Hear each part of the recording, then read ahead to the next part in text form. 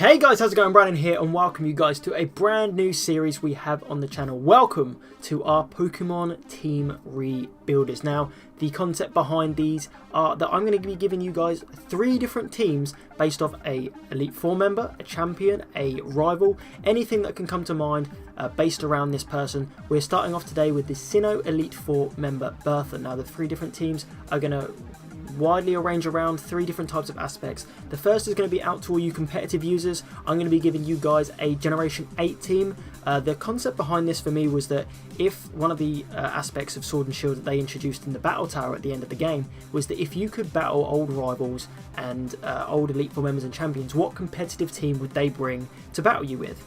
The other concept is an actual updated Generation 4 team. You know, Bertha is one of the Elite Four, one of the best Pokemon trainers in the region. Let's give her a team that's actually worthy of one of the best trainers in the region, not 4 basic mons with very vague movesets that don't, and you know, her ace Rhyperior holds a citrus berry and that's it. Let's actually give her some items. Let's give her 6 Pokemon. And then finally, for you team builder lovers that have been around from the channel for a long time, I've given you an in-game team that you guys can use throughout Generation 4. That's Diamond, Pearl and Platinum. So all the Pokemon that you can find in that actual team, you can get in Diamond, Pearl and Platinum. If one of your favourite mons isn't there, that's like a ground type, check first before you give me hate that it can appear in both or in all of them, Diamond, Pearl and Platinum. For example, I got this is that Mamoswine can only be really got in game in Platinum, because in Diamond and Pearl, Swine Up is a swarm encounter which is post game. As much as I love Mamoswine, it doesn't fit in Diamond, Pearl and Platinum. But of course, most like my videos, disclaimer of course, just to say that this is opinion based. This is what I have come up with. It's not anyone loads of different opinions, it's my opinion alone. I definitely want to hear your guys' opinion in the comment section below. Like always, give me your thoughts, tell me what you would do, what different teams. Where this will be quite a long-winded video because I'm going through 3 different teams, there will be timestamps either in the description or the comment section for your needs, just because I'm nice like that. So if you want to see the competitive team, it would be the first team that we're about to cover. If you want to see the in-game team, all you team builders lovers, there'll be a timestamp for that, and of course one for her updated team as well. But it'd be really great for me if you could stick around and give your opinion on each of the teams that I produce. But with that being said, you guys, let's get on with this. Okay then, so up first for all of you competitive lovers, this is going to be her competitive team that she would use in Generation 8 Pokemon Sword and Shield. You've turned up to the Battle Tower and they go, we have a special guest from Sinnoh we would like you to battle. You go up there and it is Bertha. Now for her competitive team, I've not gone mono ground, I've based it around that she does a sands team. So obviously one of the main counters you could probably run is you could run a sand team or something like that to counter her for the water types and stuff. But my thought process behind this is that I think she would be really good if she actually ran sand instead of mono ground. So of course, to run sand we need our sand setter, which is also her lead and stealth rock user, which is her Powdon. Like I've put in the title, it's her lead rock setter, so she would lead with this. It sets up the sandstorm straight away. It can set up rocks, it can toxic, maybe something if you want to set up turn 1 on it. It also holds the smooth rock as it held item, which increases sandstorm turns from 5 to 8. So this thing's really solid at just being an absolute lead for the sand set. It just makes sense to be her sand lead, because it's an Powdon. She has it in Generation 4 when she uses it, so why not use it now? So the sand set up and she needs something that's actually going to be able to hit hard. In comes her choice banded Excadrill with the ability Sand Rush. What Sand Rush does is it doubles Excadrill's speed, which means unless you're running a really fast Scarfer, then this thing's going to outspeed most of the things on your team, and being able to hit a stab Iron Head or Earthquake just to be able to do as much damage as humanly possible. X's are just for a bit of coverage along with Rock Slide as well. This thing hits insanely hard. It's one of the best things to pair with sand, especially online if you run competitive or draft leagues. You find a lot of things run with sand. People would definitely grab Excadrill as their like round 1 or round 2 pick if it's a draft league, for example, because it just does that much damage. Next up is a way to deal with water types. Of course, one of the main reasons that she kind of weak to mono ground is that it's got a massive water type weakness. That is where Gastrodon comes in. One thing that really baffles me about Bertha in Generation 4 is that she doesn't actually own a Gastrodon. This thing gets access to Storm Drain, of course, which means that it's like Water Absorb, but instead of healing you get a +1 to special attack. So she's also able to Toxic something on a switch in, she's able to recover, Earth Power and Scald will be at +1 if she takes a water type move, and she's also holding the Rindo Berry. What the Rindo Berry does is it halves damage taken from a grass type move. So of course, being 4 times weak to grass, it means it's going to take that grass type move better, possibly toxic it if it's not a grass poison type, or hit an earth power just for a good residual damage against it, or possibly be able to take a hit, then Scald, burn something. It's just there to be able to take that hit from the water and have that water immunity, just so there's a bit of mixture around in the team.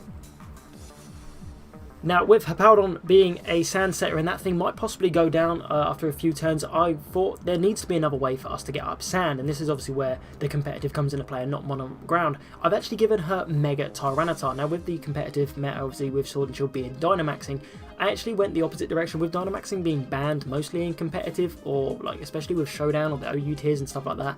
Dynamaxing is getting banned.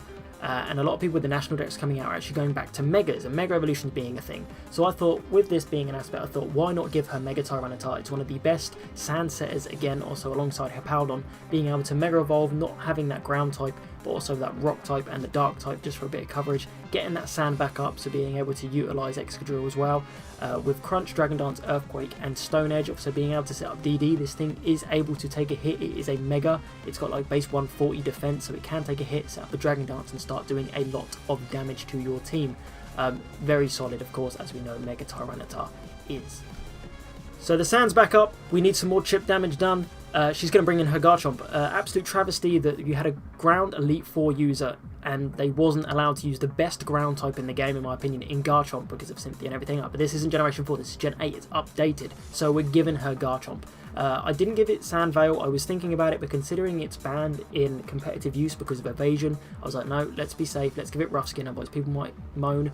If you want to give it Sand Veil, then do, be that guy. It's got Sand Veil in the sand, you can't hit it. It's able to set up an extra SD if it's avoiding attacks. Earthquake, Dragon Claw for coverage, for stab, sorry, and then Iron Head for coverage is what I'm trying to say against those fairy types. Life Orb so it can switch up his moves, obviously we had Banded Excadrill. I didn't want to go Banded again, or Scarf or something. Maybe you could run Scarf with Earthquake or Dragon Claw, that might be a set, but base 102 speed I gave it a Life Orb because I thought that'd be absolutely devastating. A Garchomp with Life Orb is absolutely petrifying no matter who's using it. It's a Garchomp, you know exactly what it's going to do. And lastly on the competitive team we have her Ace.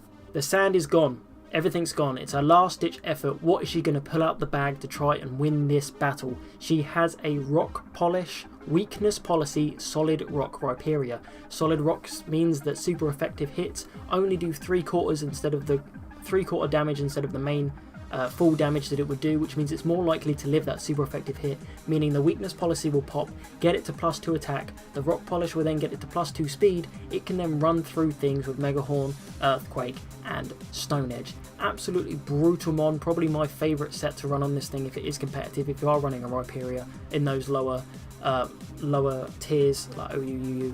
I think it's an NU. But this thing still has base 140 attack, so a +2, an Earthquake or a Stone Edge is going to absolutely destroy whatever you have in your team, because it's just going to do absolute damage. But that is it for the competitive team. We have obviously our Sand Setters in Hippowdon and Tyranitar, we have our chip users in Excadrill and Garchomp, we have our Water Immunity in Gastrodon, and then we finally have our late game sweeper Ace in Rhyperior.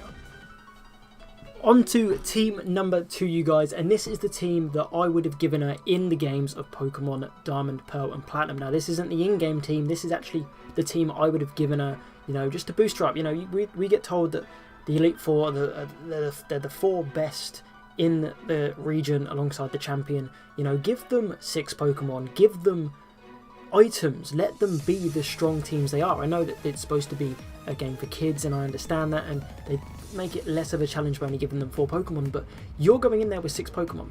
9 out of 10 people go into the Elite Four with 6 Pokemon. At least give it a fair shot. Yeah, you're going to be able to switch out after you kill something and have the type advantage and stuff like that, which still gives you the bonus. At least give them a team that's worth battling, that you come out of that thinking, that was a good battle, they had a good team, I beat them. So first off, of course, is going to be her lead, which again is going to be Hippowdon. It's going to set up that sand, because in this generation, sand doesn't go away unless you set up a rain dance or a sunny day for your summit. The weather stays. If it's an ability, which for Hippowdon it is in Sandstream, it stays for the entire battle unless disappeared. So Stealth Rock, Toxic Earthquake, Slack Off. I've given it the leftovers. Again, the basis around this team is that she's an Elite 4 member. She's got access to as many items as she wants. She's got access to breed moves. She's got access to move tutors. She's got access to trade evolutions. Everything that's constricted within the games we'll get to in the in-game team builder. This is actually just her one. So Toxic, Earthquake, Slack Off, Stealth Rock, Sandstream is just a rock setter, unless you have Defog, which you might actually do because, you know, it's an actual HM in the game. You won't be getting one of those rocks, and it means it will be doing residual damage to you every time you bring something in. Obviously then Earthquake's chipping away as well. That's the idea, is that her team just chips away at you, and this is a perfect lead to do so. Her second Pokemon I'm going to be giving her is actually Gastrodon. In the games itself, I think she has a Wish Cache, which just baffles my mind.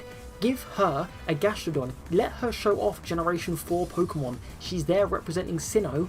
Let her use Pokemon from the region. Surf, Toxic, Earth Power, Recover. She can hit Surf. She's allowed to, again, use moves like that. She can have the Storm Drain abilities to stop water types attacks from coming in. I've given her the leftovers as well, just for, again, a bit of recovery because of Toxic, Sandstorm, Chip, Earth Power, then Surf. She can also recover, so she's not wasting her max potions or hyper potions, whatever it is that she uses on these mons now. She can save them for her Buffy mons later. She can actually use recovery, like Recover and Slack Off from the two really previous mons, to cause you a bit of trouble, and for you to have to use your healing items as well, because obviously, of course, the Chip's going to be coming in with the Sandstorm and the Toxic and stuff like that. But yeah, let her use mons that have come from this generation. Let her use a Gastrodon instead of a Wish Cache. A much better Pokemon as well, in my opinion. With not being able to have Garchomp because of Cynthia owning it, I never understood why her ace wasn't a Torterra. Again, a staple of Generation 4 are always the starters. Why not give your Ground-type Elite 4 member the Ground-type starter from the region? This just makes perfect sense in my opinion. Leftovers again, this is the last Leftovers user, I promise. Woodhammer, Leech Seed, Earthquake, Stone Edge, again. She's going to chip you away with Leech Seed, which is also going to give her recovery. Woodhammer does recall damage, which is why she needs the recovery with Leftovers and Leech Seed. Earthquake and Stone Edge just for coverage against Stone Edge, Ice types and Flying types, which hit this thing super effectively. Earthquake is Stab, Overgrow. This thing, in my opinion, was perfect to be her ace. If it was me, you know, like I said, it's a staple of the region being one of the starters. She's a Ground type Elite 4 member. Give her the Ground type starter. Let her ace be something that's powerful. Yeah, okay, we miss out on Garchomp because of Cynthia. Give her something that's a staple. Rhyperior doesn't stick in my brain for me as much as Torterra would have, and it's why I've put it in now, and why that I think she definitely should have had one. With the access to the Sandstorm, I don't understand why she also doesn't have a Steel type that can also be a Rock type. So I've given her Steelix in this case. Normally a staple of Jasmine from Generation 2, but there is no reason why that she can't own a Steelix. Like I said, with this team I'm allowing trade evolutions, and being a champion, I'm sure she would have been able to, throughout the region, find someone that would have been able to have given her an Onyx, holding the Metal Coat to give her a Steelix. Very good Steel type, just for an extra bit of coverage on the team. Ice Fang, Iron Head, Earthquake and Stone Edge. Ice Fang obviously has a bit of coverage that it gets for the ground types that it's weak to. Iron Head is actually Stab, and I was actually going to give this thing Iron Tail, but didn't realise that it can actually get Iron Head's an egg move. Again, you never know that it could have been bred for her specifically. Earthquake and Stone Edge, Rock Head ability doesn't really come into play here. So you could give it Sturdy, but Generation 4 Sturdy is kind of rubbish. So both abilities sort of null and void in this case.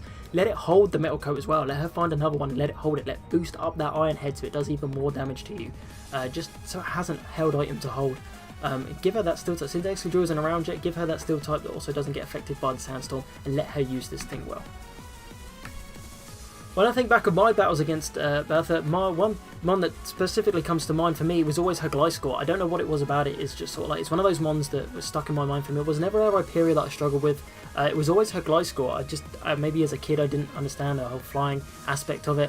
It's always nice to have that different coverage again on the team, having all these different types of coverage with grass, with water. Why not flying? She had a Gliscor originally with all the Fangs and Earthquake. I've gone a little bit with a different roach. I wanted to give her that Stab flying type attack just in case, so I have given it Aerial Ace. U-turn because it actually is base 95 speed.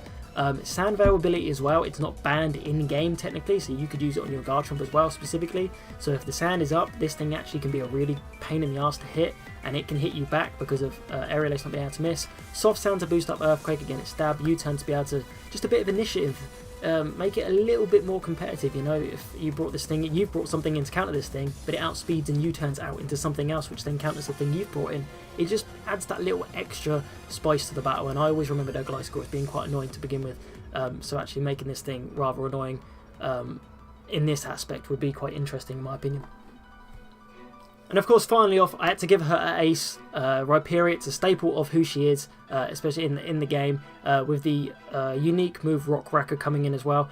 Giving this thing the Quick Claw, being base 40 speed, of course if it can pop the Quick Claw at the end game, something on your team is going to have to take a Rock Wrecker or an Earthquake. I've also given it Ice Punch and Thunder Punch. I would have put the full word in there, but Thunder Punch didn't fit, and I didn't want to have Ice Punch in full and then Thunder Punch not in full, so Ice Punch and Thunder Punch. I Punch means Ice Punch. You get the gist. Someone's already gonna, I already know someone's gonna ask me in the comment what that means, but it's just her like ace in-game sweeper, so it's the last thing she's gonna bring in no matter what. Solid Rock again, obviously weakens super effective hits, which means she might be able to live. Quick Claw might pop, she's going to hit something really hard, she's then going to be able to live that attack, and then maybe next turn the Quick Claw can pop again and she goes first again. Base 140 attack, it's absolutely brilliant. So it's a staple of who she is, and it's definitely going to be her mon. I couldn't get rid of a race for her. So Rhyperior is there to race, you know what it does. Here we go then, for all you team builder lovers out here, we have an actual in-game team that I've constructed, so like a team builder that I would have done based around Bertha. Now of course the starter is, if you're going to be running Bertha, it's going to be ground type, it's going to be Torterra. You're going to be grabbing Turtwig at the start of the game, of course. Fantastic starter, in my opinion. Very underrated for the generation. It does get overshadowed by Inferno Component quite well, but I still think it holds its own very well, especially in the game. We're going to go with a Wood Hammer, Leech Seed, Earthquake, Iron Tail set, holding the Miracle Seed. Just let you guys know, just because of items and just to keep things very simple, all the items on these mons, just so they're not hard to get hold of, you know, with the team builders, I try and keep them as simple as possible for you guys. It's just going to be like stab boosting items.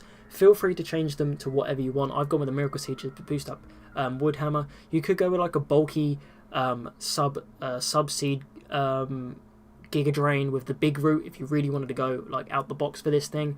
Iron Tail's there for those ice types. You really shouldn't be staying in on those types, but it's there just in case. Earthquake hits hard, as we know, and luckily a lot of these mons actually learn Earthquake by level up. It's only one of them that actually needs to learn it by TM, which is the one that's quite surprising. Fantastic mon. Of course, it's our starter will be Torterra. As probably no shock to anyone, our water type that we're going to be using for the game, like I mentioned before, is Gastrodon. It's a staple of Generation 4. You can swap this out for Quagsire, Wishcash if you generally wanted to mix things up a bit, but I don't see any reason why Gastrodon, shouldn't be on the team. Surf, Ice Beam, Earthquake, Toxic. Yeah, I would give it Earth Power, but it's actually a either an egg move or late game like move shooter move. So we're actually going with like physical ground type move. But that's where it's going to be a Mystic Water Hold. It's going to be more lean towards your water type for the game. You're not going to be relying on it to click Earthquake because you're going to have these other ground types that are going to do it for you. Like if you want a mon out of the two I've shown so far to click Earthquake, it's going to be Torterra. This thing's just going to be like water, Surf, Ice Beam for the grass types. Again, you probably shouldn't stay in. Toxic in case you want to stall something out. You can possibly switch out Earthquake for Recover if you didn't want this thing to be your ground type. You can catch a Shellosh as early as Route 205. As we know, Storm Drain ability, so it's actually the water resist as well, so you can take on most water types with this thing and stall them out. Ice Beam, Surf, Earthquake, you know the sort of drill. Fantastic in-game Watermon. It's Gastrodon. On to the third Pokemon then, you guys, in a slightly different route. We haven't got a ground type this time. We've actually gone with Bronzong. I wanted to looking into this, I was like, can I do mono ground in Generation 4? Without the trade evolutions and without the exclusives, so it's only usable in Platinum? And the answer to you guys is, unless you want to use a Graveler, then the answer is no. So I've really had to think outside the box of what a Bertha could use, and again, looking back at Sandstorm, that's a hint of what one of these mons is going to be, unsurprisingly. Steel types don't get hit by the Sandstorm, so it's able to be used. So I went with Bronzong. I thought, why not? The Psychic coverage would be quite nice. It's not really known with ground types, a ground Psychic type. I can't think of one other than Clado off the top of my head. So Psychic, Gyro Ball, Shadow Ball, Carmine. Gyro Ball, even though we've gone with a special one in Psychic and Shadow Ball and Carmine, Gyro Ball is still going to do a lot because this thing is very slow. You can get Bronzor early as Mount Coronet or Route 206, I want to say, don't quote me on that. So you can get one of these Bronzor quite early to build up throughout the game. And again, it can bulk a lot of hits. Setting up Carmines and then running Psychic and Shadow Ball just for a bit of coverage will definitely do the work, and can put in work in game better than what most people will think. So our third team member this time around, it is Bronzong. Pokemon number 4 for the in-game team, and of course I'm going to use Garchomp. It's there. Rhyperior isn't actually available for the in-game team because, like I said, it's a trade evolution, and I try to make these things as basic as possible for you guys. And I don't think you can actually get Rhyhorn until post-game. So we're definitely using Garchomp. We're not restricted this time. We can use whatever we want. I'm going to be chucking Garchomp on a pretty much mono ground team. Dragon Claw, Rock Slide, Earthquake, Swords Dance. Earthquake is actually by TM. Garchomp, funny enough, doesn't learn Earthquake by level up, which is mad to me. Rock Slide, coverage again, Ice types being a problem. Dragon Claw for stab. Swords Dance, you actually need to buy from the game corner. A lot of people say, oh, you have to get it from the game corner. It's one of the cheaper ones, which means late game, if you've got enough money saved up, you can just buy the amount of coins to then turn into Swords Dance. And having Swords Dance Garchomp means that you can pretty much just sweep loads of things late game. It's a Garchomp. You can get Gibble as early as the Wayward Cave. I've seen loads of comments on the team builders in the past saying you can get it as early as just after the second gym in Platinum, I think. Like I said, don't quote me. I'm not 100% on my facts, guys, but all of you will know that you can get a Gibble quite early on in the game, the Wayward Cave. So pick one up as soon as possible because, as we know, Garchomp is absolutely brilliant. You want to be using it. It is our 4th team member. It's fantastic. It is Garchomp. Pokemon number 5, and it is Hippowdon, like I mentioned earlier, with the lack of ground types in the team, and this actually being one of the stables of our team, being her lead, I thought it's only right that if it's a team based around Bertha, that Hippowdon is definitely going to be on the team. You can get in Hippopotas in the Maniac's Cave, which is underneath Veilstone City, I think it's like a 5% encounter rate, so just keep looking around and you will be able to find one and train it up. In terms of the moveset, we'll Crunch, Stealth Rocks, Earthquake, Yawn, so again, being able to set up Stealth Rocks of your own will just chip things down in the later stages of the game. Crunch and Yawn if you want to put things to sleep. I've done like a physically defensive sort of thing if we were looking at stats, going for like a impish nature. Earthquake, again, just stab. Crunch for a bit of coverage because why not? This thing's absolutely fantastic. We've given it the soft sand in terms of its held item because why not? Again, boosting up Earthquake. And considering this thing gets the best boost out of Earthquake because its solo type is ground where everything else has a secondary typing, this thing gets the most out of Earthquake. Soft Sand just seemed like a right thing to put on this thing. Absolutely fantastic. I used one in the game for the first time recently, and it's better than what most people would probably think it does because it just tanks hits. Yeah, it's slow, but it'll tank a hit and just basically just hit Earthquake, which is what you'd mostly do in game and just kill things. It's fantastic. It's our 5th team member. It is Hippowdon. On to the final team member then, you guys, and we have my favourite Generation 4 Pokemon. It is Lucario. I was generally looking through Cerebi and Bulbapedia at what I can get in all Diamond, Pearl and Platinum. I'd done all the ground types. I couldn't get any more. I was like, okay, right. If I can't do ground types, we're going to do something with Sandstorm because of Hippowdon. Let's look at the rock and steel types. And then obviously I found Bronzong and I was like, right, I need to find one more. And for some reason, this thing took me a solid 10 minutes to find. And then I saw Lucario and I was like, oh my god, yes. Of course we can use Lucario. Fighting type, which we haven't seen yet. Good coverage. I've gone with a special one because I love special Lucario because it's actually got 5 more base special attack than it does physical attack. You can get a Riolu egg in Iron Island from, is it Riley at the end of it, so which means that it can be done in Diamond, Pearl and Platinum. We've given it the Black Belt as a held item because you can acquire one of those. Psychic, Flash Cannon, Aura Sphere and Dark Pulse. Just loads of different coverage that it can get. Steadfast's ability, all its abilities are kind of meh, to be honest. Steadfast just in case something does try and flinch you. Absolutely fantastic. All you guys know how good Lucario is. I don't need to tell you how good Lucario is. If you don't know how good Lucario is, try it out for yourself, because don't take my word for it, actually use it yourself. You will find out firsthand that this thing is bloody brilliant. But with that being said, you guys, that's all 3 teams, and our final team member is Lucario. So there we have it, guys. 3 different teams, 3 different concepts based around Bertha from the Sinnoh Elite Four. Your first team is based around Sword and Shield, a battle tower sort of competitive team that she would bring, a in-game team that you guys can use yourselves, and of course the revamped team that you would face as a trainer that I think that would be very good for her in Diamond, Pearl and Platinum. Now if you guys enjoyed, definitely make sure to smash that like button for me, show support towards the channel and the series. Make sure to let me know in the comment section below your opinions on all these different teams, what you would change, what you'd muck around. Also let me know what other trainers, Elite Four members, rivals that you want to see me do this based upon. I'm trying to bring you guys fresh, new content since the team builders sort of whittled out because we've run out of starts to do. So this is new and fresh and really exciting for me to be bringing this sort of stuff. It's exciting me to be able to make this sort of content for you guys. I'm really hoping that you enjoy it. I've put a lot of hard work into it. Shout out to Beast as well for the graphics. They're absolutely fantastic. I'll definitely make sure to link his Twitter in the description down below if you guys need any sort of graphics made for your channels, for your Twitters, for anything else. Definitely make sure to hit him up. His prices are very reasonable and he does absolutely solid work. That being said, you guys, thank you so much for watching, and I will see you guys next time. Peace!